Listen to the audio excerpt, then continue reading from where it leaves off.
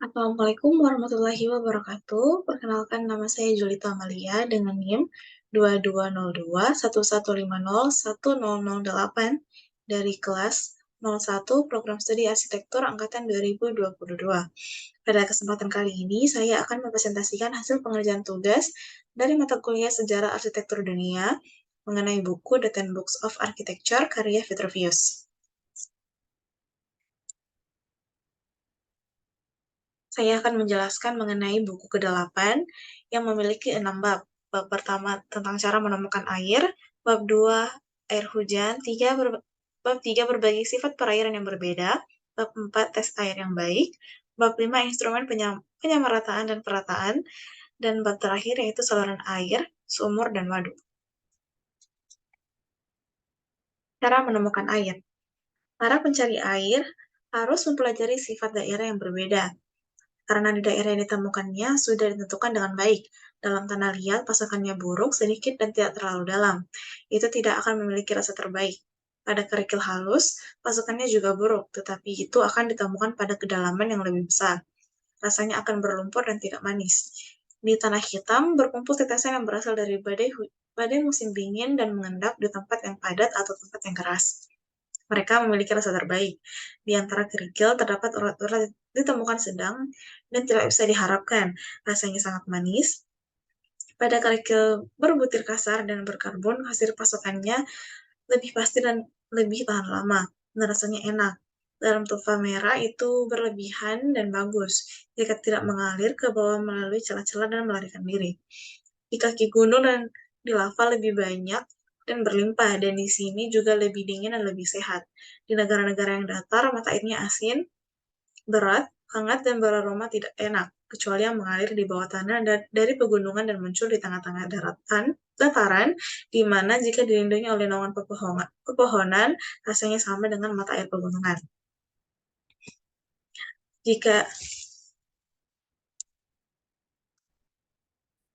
Pada jenis tanah yang dijelaskan tadi akan ditemukan tanda-tanda tanaman yang tumbuh, seperti semak ramping, pohon willow liar, alder, agnus, pohon kastuba, alang-alang, ivy, dan tanaman lain dari jenis yang sama yang tidak dapat tumbuh dengan sendirinya, tanpa kelembapan. Jika indikasi yang disebutkan muncul di tempat seperti itu, tes berikut harus diterapkan. Gali sebuah tempat yang luasnya tidak kurang dari 3 kaki persegi dan dalamnya 5 kaki. Dan taruhlah di tempat tersebut pada saat matahari terbenam mangkuk atau baskom perunggu atau timah. Lumuri bagian dalam dengan minyak, letakkan terbalik, dan tutupi bagian atas galian dengan alang-alang atau dahan-dahan hijau. Lalu timbunlah dalam tanah. Keesokan harinya buka, dan jika ada tetesan dan tetesan dalam bejana, tempat itu akan berisi air. Kedua itu air hujan. Air hujan memiliki kualitas yang lebih sehat karena diambil dari sumber yang paling ringan dan paling murni dari semua mata air. Dan kemudian setelah disaring oleh udara yang teraduk, air tersebut dicairkan oleh badai sehingga kembali ke bumi. Curah hujan tidak melimpah di dataran, melainkan di pegunungan atau dekat dengan pegunungan, karena alasan uap yang digerakkan saat matahari terbit di pagi hari meninggalkan bumi dan menggerakkan udara di depannya melalui langit ke arah manapun yang diinginkannya. Begitu sekali bergerak, ia memiliki arus udara yang mengalir di belakangnya karena kekosongan ditinggalkan di belakang. Uap, kabut, dan kelembapan itu keluar dari bumi, tampaknya karena alasan bahwa itu mengandung panas yang membakar, arus udara yang kuat, dingin yang hebat, dan sejumlah besar air. Jadi segala setelah bumi yang telah mendingin pada malam hari disambar oleh sinar matahari terbit, dan angin mulai bertiup pada saat hari masih gelap, kabut mulai naik ke atas dan dari tempat-tempat lembab. Bahwa udara ketika benar-benar dipanaskan oleh matahari dapat menjadi uap naik dari bumi. Ketika udara atmosfer merasakan panas matahari, ia menarik uap dari sekeliling menyebabkannya naik dan mengumpulkan menjadi awan, karena bumi mengeluarkan uap air di bawah pengaruh panas sama seperti tubuh manusia yang dipanaskan mengeluarkan keringat. Bab 3 yaitu berbagai sifat perairan yang berbeda. Ada beberapa mata air panas yang memasuk air dengan rasa terbaik, yang begitu nikmat untuk diminum sehingga orang tidak akan berpikir tentang air mancur Muses atau Saluran air Markian.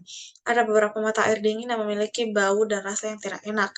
Mata air tersebut muncul jauh di lapisan bawah, melintasi tempat-tempat yang panas, dan kemudian didinginkan dengan cara mengalir jauh di dalam bumi dan keluar di atas permukaan tanah dengan rasa, bau, dan warna yang sudah rusak. Meskipun dingin, namun pada pandangan pertama mereka tampak panas karena ketika mereka bertemu dengan titik api jauh di bawah, cairan dan api bertemu, dan dengan suara keras saat tabrakan mereka mengambil arus udara yang kuat. Dan dengan demikian, membengkak oleh sejumlah angin yang terkompresi, mereka keluar dari mata air dalam keadaan konstan ketika materi tersebut tidak terbuka tetapi terkurung oleh bebatuan. Kekuatan udara di dalamnya mendorong naik melalui celah sempit ke puncak bukit. Ada banyak jenis air yang disebutkan dalam buku ini. Berikut adalah beberapa contoh yang dapat saya sebutkan. Ada air mengalir melalui urat-uratannya yang berminyak sehingga melimpah dengan minyak ketika memancar sebagai mata air. Ada juga mata air yang mengeluarkan air yang sangat pahit karena adanya sari buah pahit di dalam tanah, seperti Sungai Hipanis di Pontus. Jenis air yang mematikan juga ditemukan yang mengalir melalui tanah yang mengandung air yang berbahaya dan memiliki kualitas beracun. Misalnya konon ada mata air di Terrakina yang disebut mata air Neptunus yang menyebabkan kematian bagi mereka yang meminumnya secara sembarangan. Bab selanjutnya yaitu tes air yang baik. Mata air harus diuji dan dibuktikan terlebih dahulu dengan cara-cara berikut. Jika mereka mengalir bebas dan terbuka, memeriksa dan mengamati fisik orang yang tinggal di sekitarnya sebelum mulai mengalirkan air. Dan jika tubuh mereka kuat, kulit mereka segar, kaki sehat, dan mata jernih, mata air itu layak mendapatkan persetujuan penuh. Jika itu adalah mata air yang baru saja digali, airnya sangat baik jika dapat dimasukkan ke dalam vas Korintus atau ke dalam jenis lain yang terbuat dari perunggu yang baik tanpa meninggalkan tempat di atasnya. Sekalipun jika air tersebut direbus dalam kuali perunggu, lalu didiamkan beberapa saat dan kemudian dituangkan tanpa menemukan pasir atau lumpur dalam kuali, air itu juga membuktikan keunggulannya. Selanjutnya, instrumen penyamarataan dan perataan.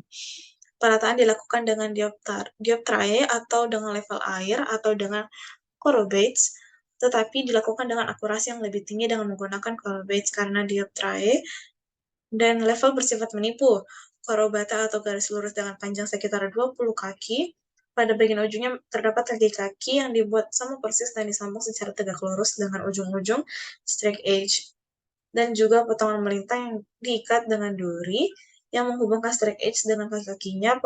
Potongan melintang ini memiliki garis vertikal yang digambar di atasnya, dan ada gambar tegak lurus yang menggantung dari straight edge di atas masing-masing garis. Ketika straight edge berada pada posisinya dan garis tegak lurus menyentuh kedua garis tersebut dan pada saat yang sama, hal ini menunjukkan bahwa instrumen berdiri tegak lurus. Tetapi jika angin berhembus dan gerakan konstan mencegah indikasi yang pasti dari garis-garis tersebut, maka buatlah sebuah alur di sisi atas dengan panjang 5 kaki, lebar 1 digit, dan kedalaman 1,5 digit. Dan tuangkan air ke dalamnya. Jika air naik secara merata ke pinggiran alur, maka diketahui bahwa instrumen sudah rata. Ketika level ditemukan, dengan menggunakan korobet jumlah air yang jatuh juga akan diketahui. Terakhir yaitu saluran air, sumur, dan waduk. Ada 3 periode untuk mengalirkan air di saluran melalui saluran batu, atau di pipa timah, atau di pipa tanah liat yang dipanggang. Jika menggunakan saluran, buatlah pasangan bata sekokoh mungkin dan biarkan dasar saluran memiliki kemiringan tidak kurang dari 1/4 inci untuk membuat 100 kaki, dan biarkan struktur pasangan bata melengkung, sehingga matahari tidak mengenai air sama sekali. Jika sudah sampai di kota, buatlah waduk dengan tangki distribusi dalam 3 kompartemen yang terhubung dengan waduk untuk menerima air, dan biarkan waduk memiliki 3 pipa, 1 untuk setiap tangki penghubung, sehingga ketika air mengalir dari tangki di ujungnya, air dapat mengalir ke tangki di antara keduanya. Itulah tadi materi yang dapat saya presentasikan, kurang dan lebihnya mohon dimaafkan. Wassalamualaikum warahmatullahi wabarakatuh.